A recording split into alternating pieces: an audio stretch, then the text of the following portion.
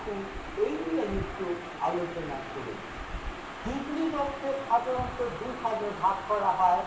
একটা হচ্ছে acute kidney disease, আরেকটি হচ্ছে chronic kidney disease. Chronic kidney ডিজিজের বিভিন্ন স্টেজ আছে। আমি এই স্টেজগুলি নিয়ে বিস্তারিত আলোচনায় যাচ্ছি না। এই জিনিসকে প্রাকৃতিকভাবে কমাতে গেলে এবং কিডনিকে সুস্থ করতে গেলে শরীরকে অ্যালকালাইন স্টেজে আনতে হবে। চারটি উপায়ে শরীরকে এই অ্যালকালাইন স্টেজে আনতে পারবেন। এক নম্বর হচ্ছে অ্যালকালাইন ওয়াটার, দুই নম্বর হচ্ছে অ্যালকালাইন ফুড, তিন নম্বর হচ্ছে ব্রিদিং এক্সারসাইজ, চার নম্বর হচ্ছে বেকিং সোডা। আপনারা করে থাকবেন। অনেকে বলে থাকেন কিডনি রোগীদের বেশি বেশি পরিমাণে জল পান করা উচিত। আমাদের কতটুকু জল পান করা উচিত সেই বিষয়টি অনেক কিছু